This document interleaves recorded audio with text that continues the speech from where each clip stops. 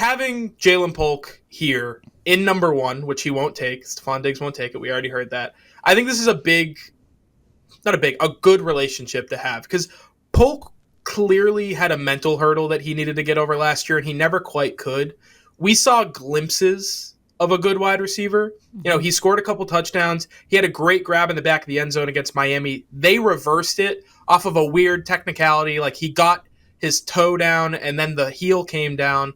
But since the toe was still down, it was incomplete. It was a mess. But that really started a downhill spiral for Ja'Lynn Polk. And I think having Stefon Diggs in the room this year with him, there's no lack of confidence in Stefon Diggs. And being able to kind of give a little bit of that to a young wide receiver, I think could be good for the Patriots. Well, for sure, because you're talking about a young guy coming in and trying to find his stride at the professional level. Then you've got this turnover in the quarterback room because May didn't start off the season with this team. There were some glimmers in the preseason that I thought were kind of like making a case on behalf of May having a role earlier on, but you start off with a different kind of quarterback. We know some of the miscues and mishaps that can take place with the guy who was in before May. Who was it, Brissett? Am I getting that right? Brissett, yep. Mm-hmm. Yeah, I didn't want to butcher his name. But, you know, we know that his style for veteran wide receivers can be a bit complex. So you have a young guy coming into this, then you get May the toss. Well, May is trying to get situated behind a very fractured offensive line. So there just wasn't enough stability, in my personal opinion, for Polk to have the mental toughness, the safe space to start completely piecing together his game. So I think that's more so why we probably saw some spotty performances, because there were some games where the Patriots made it a little bit more interesting. I say that mildly, but you can't come in as a young guy learning a new system. The pace completely accelerates because you're in the professionals now versus college, and then you got a young quarterback trying to figure out his footing at the same time. There was just too many moving pieces. So at least that's what I'm going to rest on when it comes to Polk, and then insert Stefon Diggs, who can teach him a lot, who can bring a level of confidence to him. He can turn to him and ask questions versus having to look to May or anyone else in that wide receiving room. And I think that's going to be more beneficial than we're going to know until we see it. Yeah, Polk also had two goofball wide receiver coaches, respectfully. So maybe just having an adult in the room will help. It felt like he didn't have anybody to go to really ask. Like, imagine if you have serious key questions and you need it broken down a particular way. Did you feel like there was anybody who could really talk him through it? Right, yeah. So it was definitely a problem. And not only will Todd Downing be there, have some questions about him, but Diggs said he'll be there. He also talked about that on Friday. It's more so experience from the highs and the lows, I would say, because everybody want to have success in this league. Everybody wants to play at a very high level, but I feel like I can help more so with the lows just because I've experienced them myself on a personal level.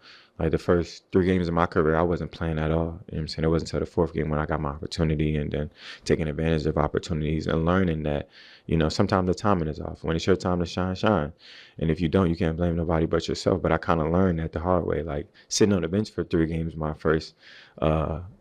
rookie season, it was kind of rough for me as far as mentally. Like, damn, I felt like I had a good camp. I felt like I did what I could have to have like some kind of role. Not to say what it was, but to help them with the lows is the biggest thing, because everything isn't going to go your way. Sometimes you got to learn that the hard way. But if you're doing what you're supposed to, you're committed to it, it'll bounce away. The ball will bounce your way eventually. You just never know when. So that's something that I learned when I was younger. Like, I told myself that when I did get the opportunity to go in between the lines, I wasn't going to come off them, because I'm going to do my job. I'm going to be where I'm supposed to be, and I'm going to make plays, because it's not all about the X's and O's, but you got to go out there and make plays, play ball, and be a professional. I think being a pro is pro, you'll learn a lot too. And I feel like I've been a pro my whole life, especially when I got in the league. But with the young guys, bringing them along to show them how to be a professional and how to handle business each and every day, it'll go a long way. Yeah, I mean, he said it all there. And we touched on it before we threw to it, but just having a guy who's done it before and who needed to work his way into a certain system at the beginning of his career, I think can go a long way for Polk and Baker, Booty, the rest of those guys. Yeah, well, the other thing that I love that he mentioned, like you said, we've kind of already touched on this, but he said he can pull him through the lows. So the other mental aspect that I'm thinking of from Polk's perspective is that, say you're kind of sold in on the fact that, like, okay, Drake May's young. They had some young guys on the offensive line. A lot of this team is young, so why not have the room to kind of like have more reps, to be trusted to do more? And then sometimes those opportunities are taken away from you, and there might not be much reasoning behind it, because again, this team was trying to figure out a lot of different things, and I don't think Polk was a priority in some of these conversations. So having a guy that knows what that low feels like, to pull yourself out, to not be disappointed with expectations or kind of preserve your expectations, that's going to help get him in the perfect mind frame heading into this upcoming season. But he's also going to be encouraging, because he said once he gets between the lines, like, it's hard to take him out. So he's already encouraging him to like go for broke, to earn that time, to show them why they can't ignore you or limit your reps, or, you know, put you in any sort of position where you can't go out there and make noise. So I love that he pointed out the fact that he can pull him out of the low, because I don't think it's just going to be a conversation. I think it's going to be like, hey, this is how you can make them want you on the field more or put you in these positions.